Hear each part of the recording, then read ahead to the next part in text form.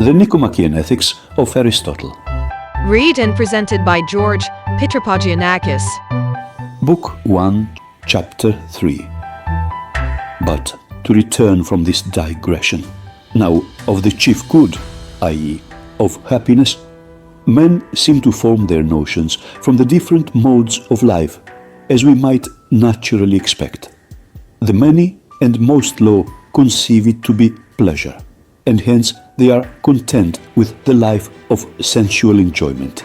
For there are three lines of life which stand out prominently to view: that just mentioned, and the life in society, and thirdly, the life of contemplation.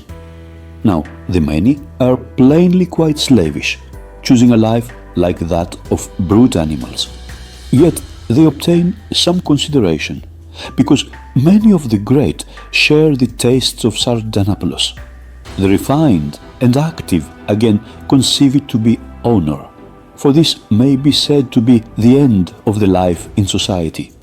Yet it is plainly too superficial for the object of our search, because it is thought to rest with those who pay rather than with him who receives it, whereas the chief good we feel instinctively must be something which is our own and not easily to be taken from us.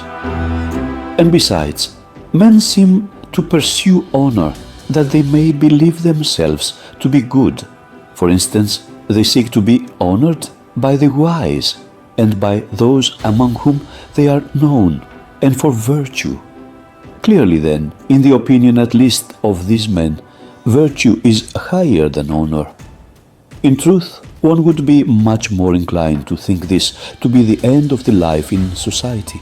Yet this itself is plainly not sufficiently final, for it is conceived possible that a man possessed of virtue might sleep or be inactive all through his life, or, as a third case, suffer the greatest evils and misfortunes.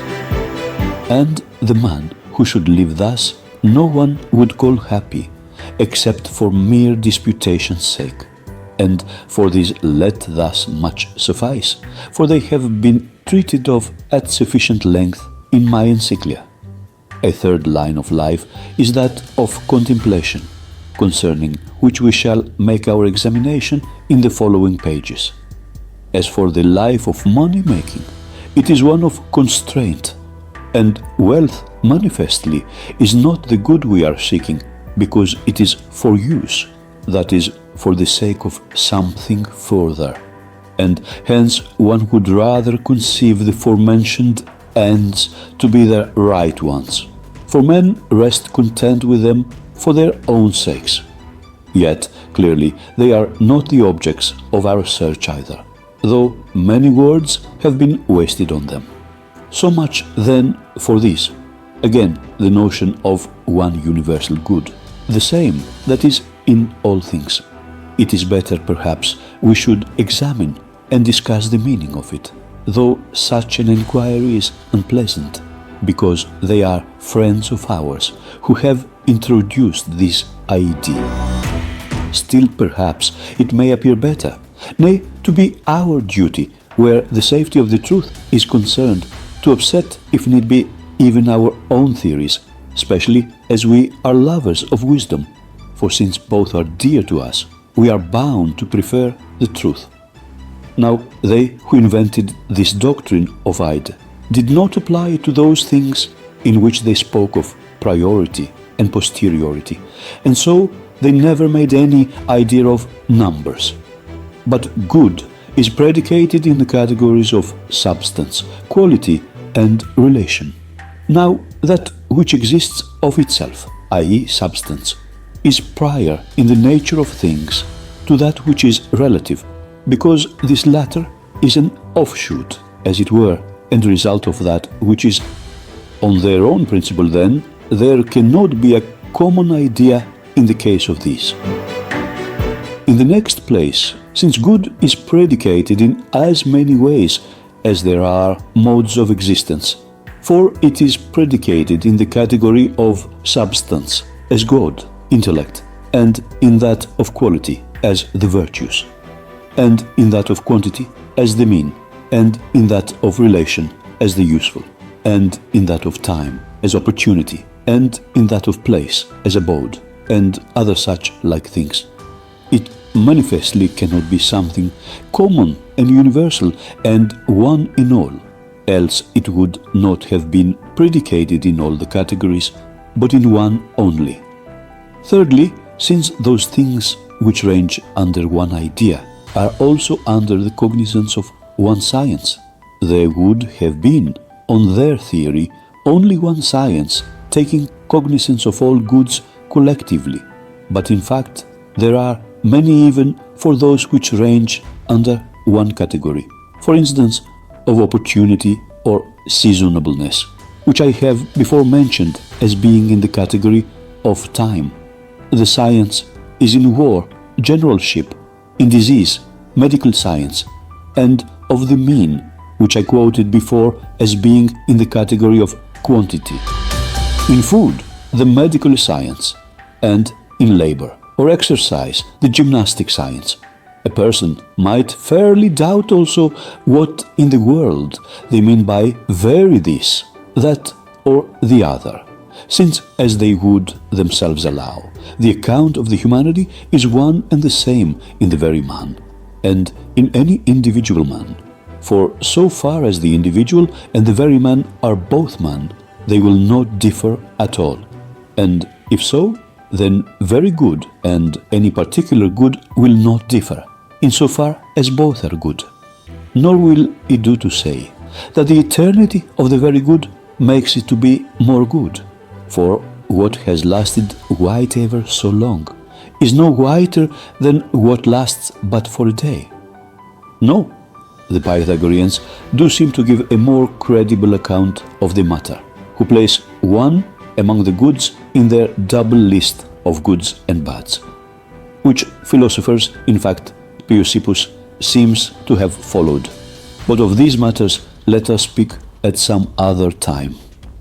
Now there is plainly a loophole to object to what has been advanced, on the plea that the theory I have attacked is not by its advocates applied to all good, but those goods only are spoken of as being under one idea, which are pursued, and with which men rest content simply for their own sakes, whereas those things which have a tendency to produce or preserve them in any way, or to hinder their contraries, are called good because of these other goods, and after another fashion. It is manifest then that the goods may be so called in two senses, the one class for their own sakes, the other because of these. Very well then, let us separate the independent goods from the instrumental, and see whether they are spoken of as under one idea. But the question next arises, what kind of goods are we to call independent? All such as are pursued even when separated from other goods, as, for instance, being wise, seeing, and certain pleasures and honors. For these, though we do pursue them with some further end in view, one would still place among the independent goods. Or does it come, in fact, to this, that we can call nothing independent good except the idea, and so the concrete of it will be naught? If, on the other hand, these are independent goods, then we shall require that the account of the goodness be the same, clearly in all, just as that of the whiteness is in snow and white lead. But how stands the fact? Why of honor and wisdom and pleasure the accounts are distinct and different insofar as they are good? The chief good then is not something common and after one idea. But then how does the name come to be common? For it is not seemingly a case of fortuitous equivocation. Are different individual things called good by virtue of being from one source, or all conducing to one end? Or rather, by way of analogy, for that intellect is to the soul as sight to the body, and so on. However, Perhaps we ought to leave these questions now, for an accurate investigation of them is more properly the business of a different philosophy, and likewise respecting the idea, for even if there is someone good predicated in common of all things that are good, or separable and capable of existing independently, manifestly, it cannot be the object of human action or attainable by man. But we are in search now of something that is so. It may readily occur to anyone that it would be better to attain a knowledge of it with a view to such concrete goods as are attainable and practical, because with this as a kind of model in our hands, we shall the better know what things are good for us individually, and when we know them, we shall attain them. Some plausibility, it is true, this argument possesses, but it is contradicted by the facts of the arts and sciences. For all these, though aiming at some good and seeking that which is deficient, yet pretermit the knowledge of it. Now, it is not exactly probable that all artisans, without exception, should be ignorant of so great a help as this would be, and not even look after it. Neither is it easy to see wherein a weaver or a carpenter will be profited in respect of his craft by knowing the very good, or how a man will be the more apt to effect cures or to command an army for having seen the idea itself. For manifestly it is not health after this general and abstract fashion, which is the subject of the physician's investigation, but the health of man, or rather perhaps of this or that man, for he has to heal individuals. Thus much on these points.